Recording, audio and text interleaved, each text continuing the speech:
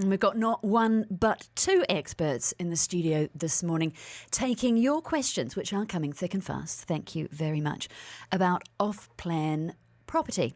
Off-plan versus ready property. How do you make the decision about what to buy? Off-plan sales are on the rise. They currently represent more than half of all the sales transactions that we saw in Dubai in October and in September.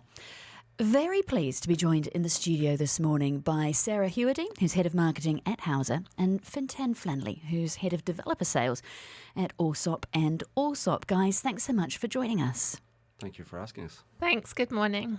And for those who would like to weigh in for questions on the subject this morning, 4001, or you can, of course, use our free messaging app. What's the WhatsApp number again, Tom? 048715500. So there you go. We've got questions coming in already for you guys. But let's start looking at why the off-plan market is growing so much. Q3 saw the highest number of off-plan sales transactions that Dubai has seen in the past decade. Why do we think this is? I think a whole host of reasons. We've seen a really big growing demand for general real estate in Dubai, and specifically obviously in that secondary segment. But what you're finding is because there's a really high demand and a lower supply in that secondary market, people are looking towards off-plan as well. You've got in parallel to that the desire for upgraded units and renovated properties. So we've seen that in the secondary market. And you've also got a whole host of people now looking towards off-plan because it's going to be ready. It may hand over in 2 years, but you've got the added benefit of not having to deal with renovation costs, not having to deal with maybe additional maintenance costs. So you've got demand from both. And I think that's really what's pushing more towards the off-plan. And you've definitely got, and I guess Fintan will be able to weigh in more on this, but when it comes to the type of units that are coming to the market in the off-plan market, they're really meeting the buyer demand. So, Fintan, what is the case for off-plan property? Why might someone be looking to buy off-plan rather than something that's standing? Well, we've got two markets. We have our domestic market and our international market. And our domestic market, we're seeing a lot going for a lot of the more private developers, as well as the bigger developers, whereas their international market is going for the international well-known developer. I think there's a couple of pain points there. So for the international buyer, we're looking at a lot of people looking to dollarize their real estate investment. So the euro, they don't feel very good about the eurozone. In the UK, they want to get their money out of the UK, for example. Then we look at the domestic market, and somebody is looking for something that doesn't exist in the market today. Okay, so the developers today are, during that COVID period, have had a time to kind of sit back and reassess the way forward. And now they're coming out with better communities. They've looked at the supply coming into the market. And the most successful developers are the ones that, as you, Sarah said, are satisfying that need at the moment. Okay, but that's it from a market and an industry point of view. From a personal point of view, she says, why would someone looking to buy in a community want to buy off-plan rather than something that was already built? What are the advantages there? Well, Sarah touched on this a moment ago and just said there's a couple of things there. A lot of people, if they're an end user, they want to live in that property themselves. There's a huge frustration at this point in time of finding a vacant on transfer property in a good community. So if you take, for example, if I have to buy a property and I'm buying with a mortgage, it could take 6 to 8 weeks for that to transfer. Then I have to serve a notice to vacate. So I'm already 14 months in. Whereas that property that they might be looking at off-plan, and we think about off-plan as primary, but there's off-plan secondary as well. And that is in the figures. That person is looking at maybe buying a property that would be ready in maybe 16 months, 20 months. So the time frame in an off-plan resale isn't that different maybe to actually buying a secondary home where they have to give a notice to vacate. Yeah, and just to add on to that point as well, I think it comes down to, capital outlay is, if you're going to be buying in that secondary market, if you're buying from a developer for both, let's say you've got the 4% DLD fee and you've got the 2% brokerage fee, not too much difference there. But when it comes to the capital outlay for a secondary market, it's instantly 20% if you're going to put down the minimum loan to value. And then if you're also looking towards off-plan, you do have more attractive payment plans, maybe 5%, maybe 10%, and that's scattered as, the months go on. So you've got the added benefit of, a longer duration to pay that. But one thing I do always say to people is if you're somebody employed in a full-time job and you rely on your salary, you've got to have that cash ready. You can't be thinking, okay, I need to pay 10% in a year, I'll save up for that now. You need to be prepared for that. You don't know what's going to happen. We're talking about recession's going to hit next year. You just need to be prepared if you're going towards an off-plan unit, as you would be in the secondary market as well. But that definitely does skew more people towards off-plan because of the reduced capital outlay. Let's look at how much it actually costs you to do it. Sarah mentioned the fees there. How does someone sit down and do the sums when they're judging things like the rent they were putting down where they're waiting for it to be built, where mortgage rates could be in 2 or 3 years' time when you're looking to maybe get a mortgage at a certain point in the build? Which of these numbers should you be considering?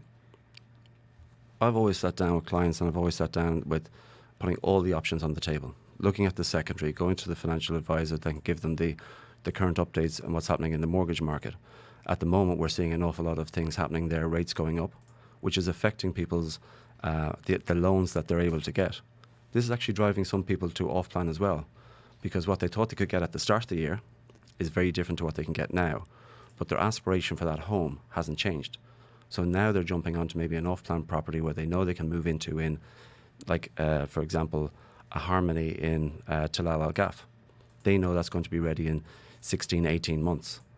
But as you mentioned there, it is starting with the financials. It's, understanding what you can afford, having that safety net to know that what if something should happen, that I have the cash there to make that next payment and I'm not relying on my income. Yeah, and just to add on to that, I do think it's also important when you're looking at the financials to understand what you want. Do you want to upgrade a unit? Because if you're doing a off-plan versus secondary analysis and you want to move into an upgraded unit, off-plan you get that. What's the cost in secondary? Look at that. If you're going to renovate the unit, does that mean you then have to go into a short-term rental for a period of time? That's going to cost you additional money. What's the ongoing maintenance cost for a secondary property? I would sit down with a spreadsheet and put all of these figures in and really weigh up, and also make sure you feel comfortable with whatever decision you're going to go down. We're getting questions in thick and fast, so I'm just going to start throwing them at you. Someone actually asking, is it cheaper off-plan? If we look at square footage, does it work out cheaper? The answer to that depends on the location of the product. So if there's a product coming into a market, so on the Palm at the moment, for example, there's very little land available. And we look at the scarcity of land and further future construction. In there, because of its scarcity or uniqueness factor, you were probably on par. So by buying that off-plan property there, you're not going to be saving an awful lot. I look at another property that in Dubai Hills, Ellington House, and because of the uniqueness of that and the particular units in there, you're going to pay a premium for that, probably maybe even higher in some cases than what's in the market.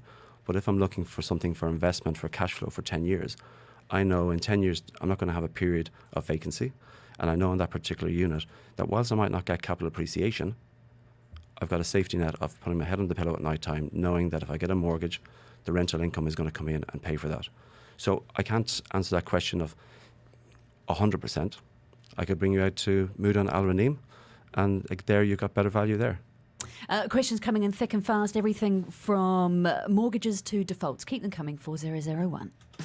Dubai Eye 103.8 traffic. With McDonald's. Right, we're entering the rapid fire round of our off-plan property discussion this morning. Off-plan sales outpacing ready-built or secondary market sales here in Dubai for the last 2 months. We're getting some advice on the questions you need to ask. Sarah Hewerdine is the head of marketing from Houza. Fintan Flannelly is the head of developer sales for Allsop and Allsop. Guys, thanks for staying. Thanks. Thanks for having us. All right, here are the questions. Floor plans is one of them. Are off-plan units getting smaller? Do you effectively get less flat? I think a couple of years ago we were going down to much smaller sizes, but I think now we've got better designed homes. So I'd rather a smaller, well-designed property than a larger one that isn't. Again, such a variety in the market, it's hard to generalise, are we getting smaller? But we are getting much better designed homes, implementing smart home technology as well. We've got questions coming in about mortgages as well, and I know this differs by developer. So what can you tell me, not just about when you can get a mortgage, but how guaranteed, if it can be guaranteed, that you will get one at a certain point? So typically with off-plan, you've got to wait until there's bricks and mortar there, until you can then mortgage the remainder of the property. Once you've kind of got that built certificate, that is when you can start mortgaging the property. So it depends on when the handover is. One thing I would always say to people is making sure that if handover is, let's say, Q3 of 2024, give yourself more of a buffer, allow for additional time before that handover comes in, and then you can mortgage the property. Which actually leads us to one of the other questions. What happens if it doesn't get handed over or it's late? This is an inherent risk with off-plan. You can have issues with contractors, but what I'd look then is look at the developer, that if there's going to be issues, have they got the skill set and management that can actually deal with these? What's the track record of the developer? So before you even go and sign an SPA or look at a project, look at the developer and look at the people behind it before you go down that route. What do they owe you if they are late? How does compensation work? Well, the developer has typically an SPA up till 12 months beyond the anticipated completion date to deliver. I've seen cases where it's run beyond that, but there has been no compensation. Because? I think a lot of people probably don't want to take it to the courts because of what's involved. It's the time, it's the energy, it's the emotion that people put in on going down that journey that they probably don't do it. But as long as they get their keys and they get what they've been promised, they're just happy to move forward. Well, the other half of that is what happens if you can't pay. If you get half the way through, as you mentioned earlier, Sarah, circumstances change. How much leeway or buffer does a buyer get? I think it definitely depends developer to developer, Fintan. You can probably answer more on the specifics of that. So typically, once you've bought the property and you've signed your SPA, it's going to be registered with Dubai Land Department and you'll get the OCUD. So the OCUD is like the pre-title registration on the property. So once you've had that and you've met your commitments of the payment plan, then you can actually resell it. Now, different developers will have that milestone will have to be once you've paid 30%, they'll issue an NOC for resale. So then you've owned that property. So even though it's not complete, you can go into the resale market. So that's what's happening in the moment. So a couple of years ago where people were maybe getting a payment plan of 30% during construction, 70% on handover, they're actually selling that. And the way the market has carried, in some cases like Peninsula 1, I did some figures, we're seeing on a studio 58% return on the cash they had put down within 12 months, and on a one bed 60%. Oh, we're talking speculation there, though, at that point, are we not? Yeah, but I think what you got to look at that one from day one, it was a fantastic piece of real estate, and the payment plan at that point in time, 12 months ago, was only 30% down. Now some developers in the market are actually increasing that you've got to pay 50% before they give you an NOC. So with a developer, this is a very important thing to find out. What if I need to exit before completion? What is the milestone that I have to pay? Now, if the new person coming in has to pay 50%, that's going to be a much smaller market because now we're looking for a client that has a larger cash available to them. Are we seeing things get tighter on the ability to, I mean, you can call it resale, you can call it flipping. Yeah, I'll say resale. Okay. Are we seeing conditions get tighter on that? No, as I said, once you own that and once you've met the milestone, so for example, like Harmony in Tel Al Gaf, I won't give specifics on this, there are people there that one wait 3 years, but now it's going to be ready in 16, 18 months. That time frame works for them. So now people are going in there and they realise that a 4.3 million, a fantastic new 4-bed home, I'll buy that. And there's a market there for those people that came in to pull out $1 million out of their investment of probably they've paid 1.2 million. Another way of looking at that then, are we seeing the payment plans get more aggressive? Yes, 100%. I think we spoke back in January and one of my things for the year was it was a very bullish market, and as we see the developers now, the demand is there. They're going to be looking for more. So for example, some of the developers now in the market are going for 80% during construction, 20% on handover. Mm-hmm. Whereas the smaller private developers, some of them are still doing 20-80. So again, with Also Up and Also Up this year, we've sold with 40 different developers in the market in over 70 different projects. And there's a wide range of payment plans available. So there's something in the market to suit everyone. And thank you very much for joining us this morning. And thank you to everyone who got their questions in 10 seconds. 10 seconds. With so much coming up, this is from Wasim. Is there a worry that we're going to end up with an oversupply if there's all this off-plan? In certain segments, yes.